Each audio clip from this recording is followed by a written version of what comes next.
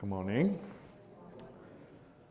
My title of this sermon today is Biology of Sabbath.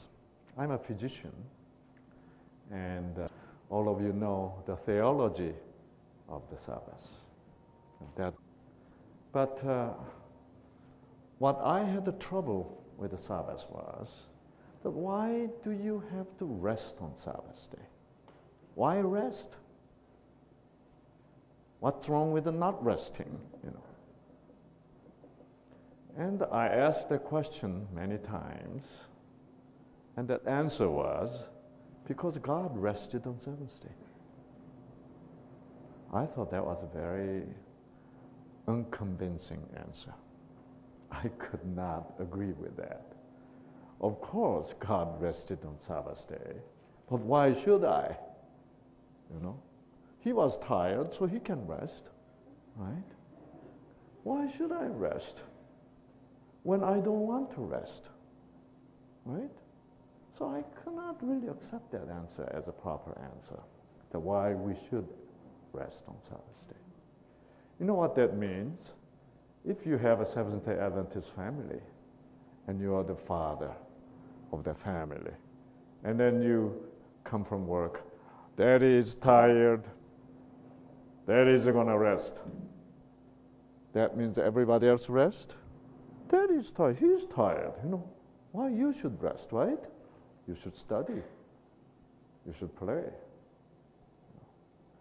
And so I guessed all by myself in my own heart, I guess that's not the reason. There should be better reason to rest on Sabbath than that. Okay. Then one day I found this scripture. Yeah, Jesus did not rest on Sabbath day, right? Jesus worked very hard. In fact, the hardest working day of Jesus is Sabbath day, In fact, Sabbath is the day I work hardest too. Sometimes on Sabbath day, I give talk all day long. Well, today seems to be that kind of day, right? Yeah. I started with Sabbath school already. And then afternoon, I talk to youth group. Then late afternoon, I talk to adult group again. Then they say, oh, it's so good, Dr. Li, would you please talk to us again after supper? Yeah. Well, I'm not resting on Sabbath day. Yeah. I work hard, see? Just like Jesus worked hard on Sabbath day. Okay. Now, why should we rest on Sabbath day? Well, look at this. Jesus worked hard on this Sabbath day too. Jesus went to Pool of Bethesda, and he knew there's a man waiting for him. This man is an incredible man. Did this man know Jesus? Do you know? Did this man know Jesus before? No, he didn't. He didn't know who Jesus was. I was wondering, I thought about this man a lot. Nobody knows what the name of this man is, but this man is a quite famous man in the Bible, isn't it? Yeah. Why God put this man on the Bible?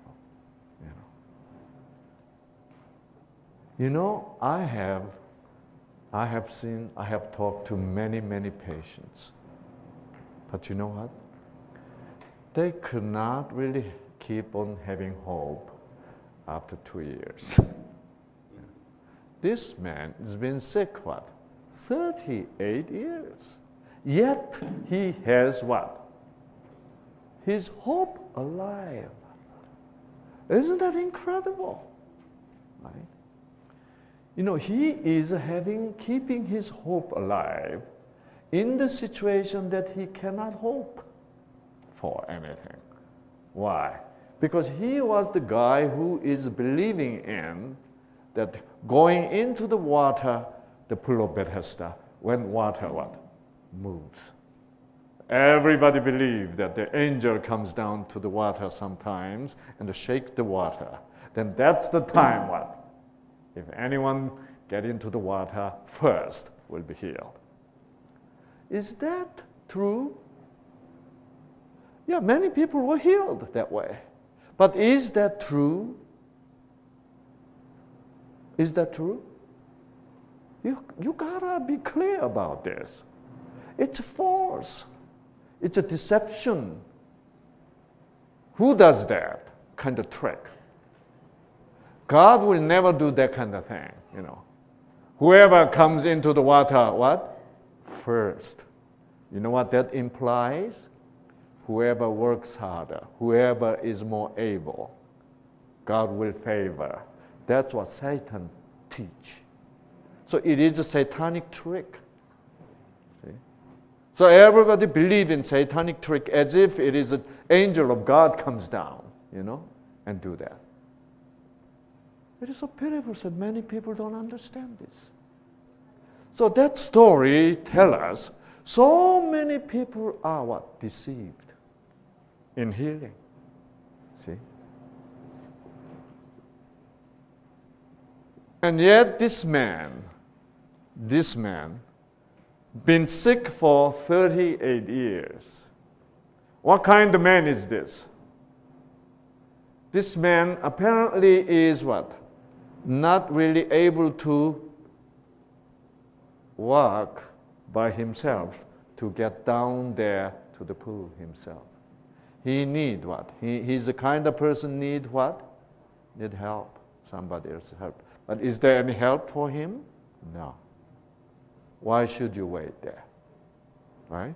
It is silly to wait. That number one, you cannot make it yourself. Number two, you need help. Number three, you don't have help. So should you wait there? It's ridiculous. It's silly to wait there. It's stupid to wait there. But this guy waited. Why? Tell me why.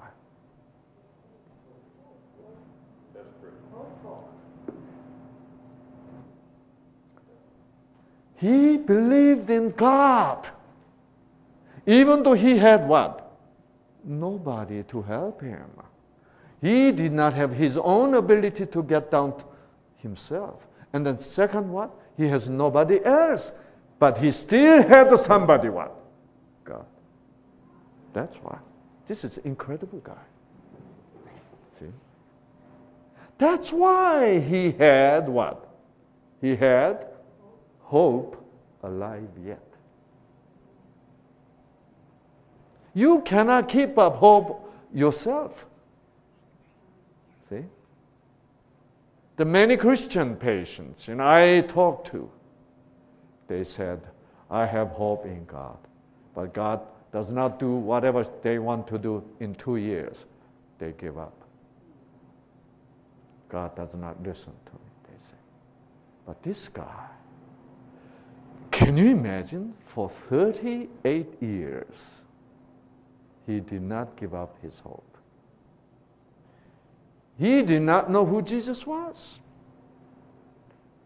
But he knew God. Why? Because God will what? God knows what he wants. That's what he believed. See? Does he have any kind of quality that he can be favored by God? I don't think so. He's been busy, sick. For how long? 38 years. Did he do any good thing for the church? I don't think so. Did he give lots of money to the church? I don't think so. He hasn't done anything for the church. See? Yet, he believed what? God loved him. God will come. God will come and heal. You know? God will come and what? Put him into that water. Even though he believed in wrong system, but the God he believed was what? The true loving God. The God who will never give up on anyone. Right? That's the way he was. Okay, I don't have time to talk about him because it's so much fun to talk about him, really. And I'll do it next time. But let me get back to Sabbath. Okay. Yeah. So Jesus came, and Jesus healed him, and even though he does not know Jesus. And then where did Jesus go after Jesus healed him? You don't know? He went to temple. Why? Why Jesus went to temple? Because this guy who was healed will come to temple. Why? Yeah, because this guy will think is believing what? God sent whoever this is. He didn't know that Jesus, right? So rather than thanking to Jesus himself, he was going to go to what? Temple to thank what? God who sent Jesus for him. See? He knew God, right? He knew God. Isn't that wonderful? So Jesus went to temple. Now, Jews were unhappy because Jewish Sabbath was what kind of Sabbath? Not to do anything Sabbath. Okay? What was it? Okay, say it again. Not to do Sabbath. That's Jewish Sabbath. You know what Jesus' Sabbath is? To do what? To do good Sabbath. Jesus stressed Sabbath is the day to do. To do. It's not to do. Okay, that's not it, right? To do. To do what? Good. That's why many times Jesus says, I don't have time to show you all the scripture. Jesus says what? To do good is lawful on Sabbath day. That's what Jesus says, right? Yeah. So Jesus is always focusing on what would you do on Sabbath day if your horses, if your cows fall into what? Yeah, ditch. Yeah. Aren't you gonna pull him out, right? So Jesus is always talking about doing something good on Sabbath day. See? And these Jews misunderstood that. See? That's why we have what? The old covenant was misunderstood by Jews. That's why Jesus come back and give them what? New Sabbath, which was same as old Sabbath anyway. Jesus reinterpret Sabbath in original way. Right? Yeah. So that's why, since this morning Sabbath school was Old Covenant and New Covenant, let's just review this. Okay.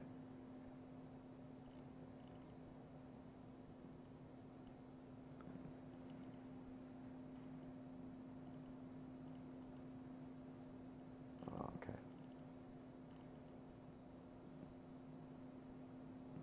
You search the scriptures, for in them you think you have eternal life. And these are they which testify of what? Of me. All the so-called Old Covenant is what? Revealing Jesus, but Jews did not see Jesus. See? But you are not willing to come to me that you may have life. What does this mean? Verse 40. You know what this means? In Old Testament, you did not see me. Why? Because you did not want to have a life. See? So we refuse Jesus, which is in the Old Testament. The Jews did. That's why Jesus says this. If you knew Moses, you could what? Love me. All the Jews thought that they knew Moses inside out, right? But Jesus says, you didn't know Moses. That's why you don't know me. Even though you think you know Moses. right? So, we think we know Sabbath today, right? But did you see Jesus in Sabbath day? You know, most of us didn't see Jesus in Sabbath day yet. Why? Because Jesus' Sabbath was to do good Sabbath. Now we know the Sabbath not to do anything Sabbath. That means, do we see Jesus in Sabbath day? No, we didn't. That's why we hate Sabbath. Even though we pretend we love Sabbath. See? When you don't see Jesus in Sabbath day, we hate Sabbath day. You know, we grew up hate Sabbath day. I wish sun goes down fast, you know. What time is it? You know. We want Sabbath, go away, you know. Go away, Sabbath, don't come back, you know. Yeah. What a hypocrisy. You know why? Because we haven't seen Jesus in Sabbath day. That's why. Because you haven't done anything good on Sabbath day. That's why you hate Sabbath day. See? Now we need to what? Rediscover Sabbath day. Right? Yeah. Do you have to know? You have to know. We do have to know how wonderful Sabbath day. For the Sabbath day to be wonderful, we need to find the Jesus in the Sabbath day, right? Yeah. Okay, so look at it. So you can see Jesus is doing good on Sabbath day, right? Yeah. Okay. So he healed this patient. Yeah. And so Jesus answered them, my Father has been working until now. My. Is God resting on Sabbath day? No. Jesus says, my dad is working hard every Sabbath day. That's why I do work, right? Wow. Now, you can never say again, we rest because God rests. Okay. According to our logic so far, when you find this out, then now you have to say what? Oh, God works on Sabbath day, therefore we go to work. See? Yeah, that's right. So therefore, you cannot say, please don't say, we rest on Sabbath day because God rests. That's very legalistic reason to rest on Sabbath day. What if, your Mormon friend comes to you, show this Bible verse. Hey, did you say you rest on Sabbath day because God rested? Then what are you going to say? How stupid you feel, right? No, don't. You must have a better reason than that, right? And I was stuck on this, and I had to be prepared to the Mormons, to the Baptists, to really tell them why I rest on Sabbath day. Why people has to rest on Sabbath day. See? Because God rested, it's not good answer at all. No. As soon as they hear that answer, wow, indeed, the Adventists are what? Legalists. Right?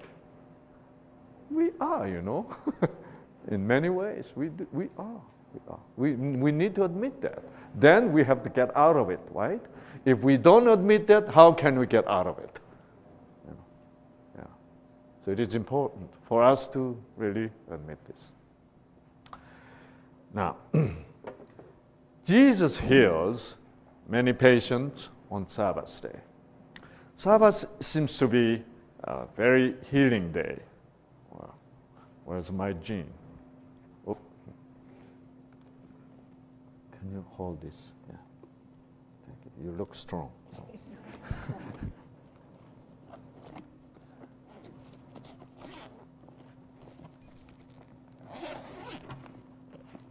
Okay, here's my gene, my slinky gene. Our body is made of all different kinds of what? Cells. Brain cell, liver cells, skin cell, kidney cells. It's the cells, right? If your cells are sick, then you're sick. If your cells are healthy, you're healthy. Do you know what determines the health of the cell? Do you know what determines a character or function of the cell? Gene inside the cell. Okay. So gene look like this. Gene look like this. Okay. What is this chemical which makes gene? You know very well. DNA is, right? So DNA is look like this. DNA has this one. Just like a slinky. Okay. Actually, this is a single slinky, but real DNA is a double slinky. That's only difference. And DNA there's another slinky together. There's a double slinky. And our genes, like when you listen to Mala's song this morning, right? You felt wonderful. You even clapped. I don't know whether it is allowed to clap in the sanctuary or not. You know? But you did. That means what? You liked it. You felt what? You felt good. Why? Because in your brain cell, endorphin is produced. Because Mala sang. You know? So when you listen to the music, wow, oh, then you know what's happening? The endorphin gene, which was this yellow gene, which was inactive when you got into this sanctuary, then as soon as you hear Mala's song, activated. See? That's why this gene is now producing endorphin. See? When what's your name? Kylie? Like when Kylie was waiting for mom to come back from grocery store. And Kylie was waiting and waiting. Mom isn't coming back. Finally, oh, there's a mommy's car coming. Kylie has what? Eee! Right? Yeah. Mommy's back. You know, then Kylie's brain cell, the endorphin gene is activated by mommy's coming back. You know? I hope your gene activate, then you know Jesus coming soon. You know? Really. Because it all has to do with our genes. So if all other genes we have in our body, about 36,000 different kinds of genes. If all these genes are active and working good, then you're happy and healthy. See? But we're sick because some of the genes are broken, some of the genes are not active, you know, when it should be active.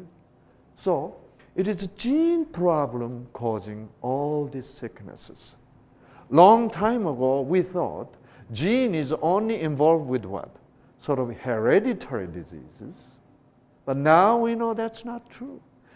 Even though you have a wonderful, healthy gene you inherit from your parents, if you live a wrong lifestyle, then your gene will be broken or even altered. And the gene is not working properly. Then that means you're sick. See? So no matter how good gene you got from your parents, if you live wrong, gene can change any time. That's what scientists found out. Gene is changeable. You know that? Yeah. That's why scientists are now making gene map. That's what we call Human Genome Project. See? So in all different kinds of diseases, you find the different genes are getting wrong. See? Okay, let me show you gene map just for a second. Okay, let's see. Oh. Okay. Let me show you gene map.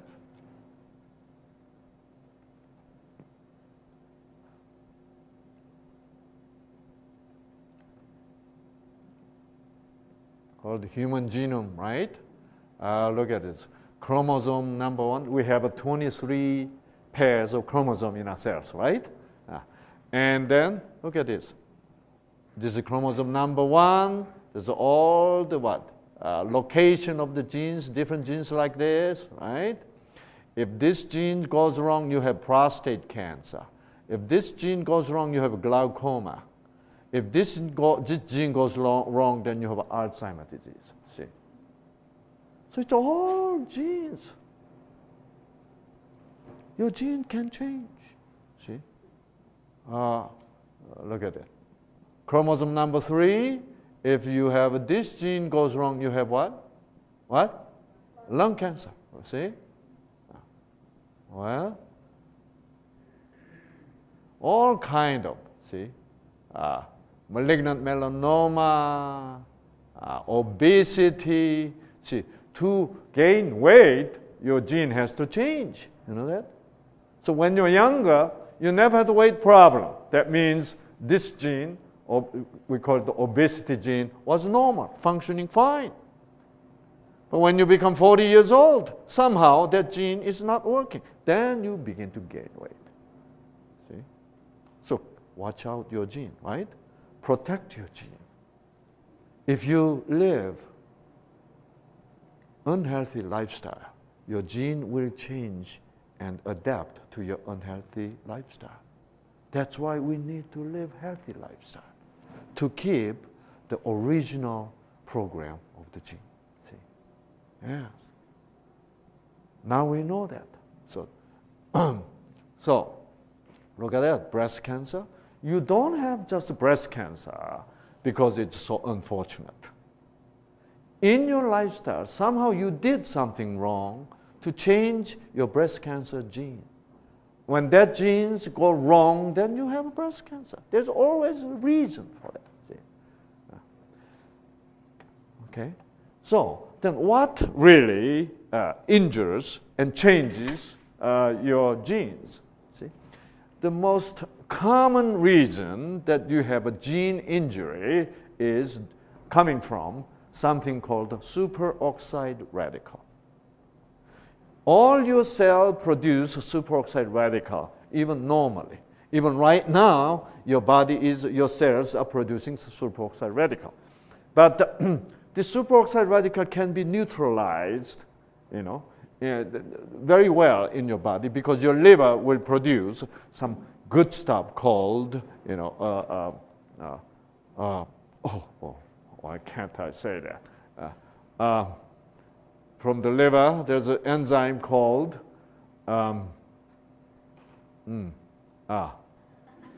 okay. One second, I have to, okay, let me show you.